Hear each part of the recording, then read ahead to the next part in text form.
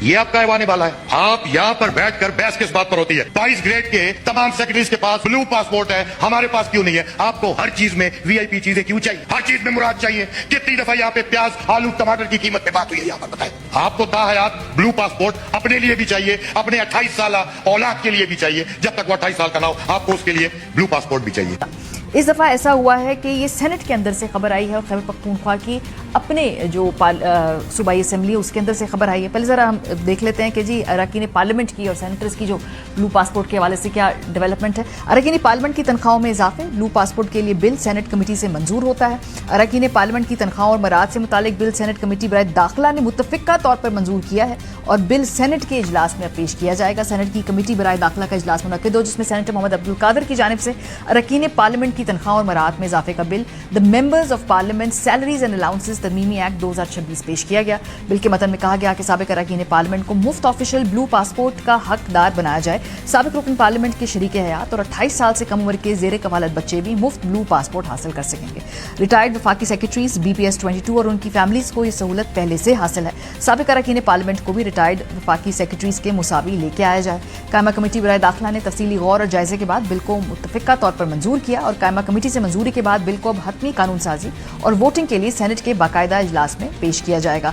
ये जो बिल पेश किया गया है सेनेटर अब्दुल कादिर साहब की जानिब से पेश किया गया है। ये तहरीक इंसाफ से इनका ताल्लुक था लेकिन बहरहाल अब वो हुकूमती कैंप के साथ हैं और बहुत सारी वोटिंग में वो PTI के साथ अलाइन नहीं करते हैं। वो हुकूमत के बिल्स के ऊपर जो हैं उनके साथ मौजूद होते हैं। तो ये बिल भी उन्होंने पेश किया। जबकि जो चेयरपर्सन है फैसल सलीम रहमान साहब उनका ताल्लुक पाकिस्तान तहरीक इंसाफ से है। सेनेट में PTI के सेनेटर जो हैं खुर्रम ज़ीशान साहब ने उन्होंने इसकी बाकायदा मुखालफत की है। आपको वज़ीर ममलिकत बराए दाखिला तलाल चौधरी साहब ने इस जो तजवीज़ को अपनी ट्वीट के ज़रिए रिजेक्ट किया। उन्होंने कहा इस बिल की मुखालफत की और कहा कि बिल को पहले कैबिनेट में पेश किया जाना चाहिए है।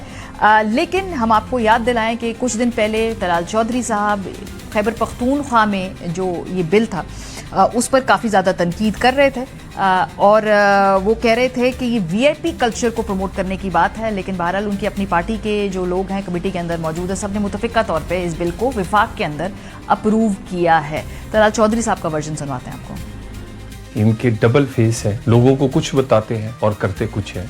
जिस पार्टी ने VIP कल्चर ख़त्म करना था उसने VIP कल्चर को प्रमोट करने का फ़रोग देने के लिए नई कानून साजी KP की असेंबली से की। इससे पहले खैबर पख्तूनख्वा में भी मखसूस मराद का बिल पेश किया गया। वहाँ पर बहुत शोर हुआ, बहुत ज़्यादा पार्टी के अंदर से भी पार्टी के बाहर से भी और उनके जो सियासी मुखालिफिन हैं इस पर बहुत ज़्यादा हमने देखा कि आवाज़ उठाई गई। लेकिन उस वक्त तक तहरीक इंसाफ के लोग थे शुरू में इनिशियली इसको बड़े ही ज़्यादा एग्रेसिवली डिफेंड करते रहे जिसमें वहाँ पर उनकी जो कम्युनिकेशन टीम है उनके लोग और तहरीक इंसाफ की जो लोकल खैबर पख्तूनख्वा की क़यादत है वो कहते रहे थे जी कि ये बिल बिल्कुल दुरुस्त है।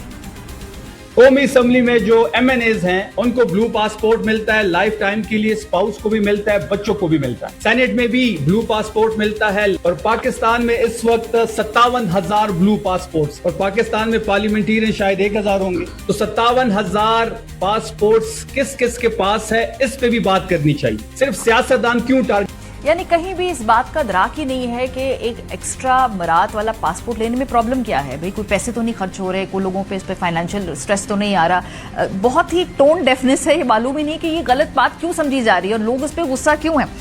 PTI PMLN आपको हर इशू के ऊपर एक दूसरे के खिलाफ नजर आएंगे। हर इशू के ऊपर हम देखें सियासी पॉइंट स्कोरिंग हो रही होती है।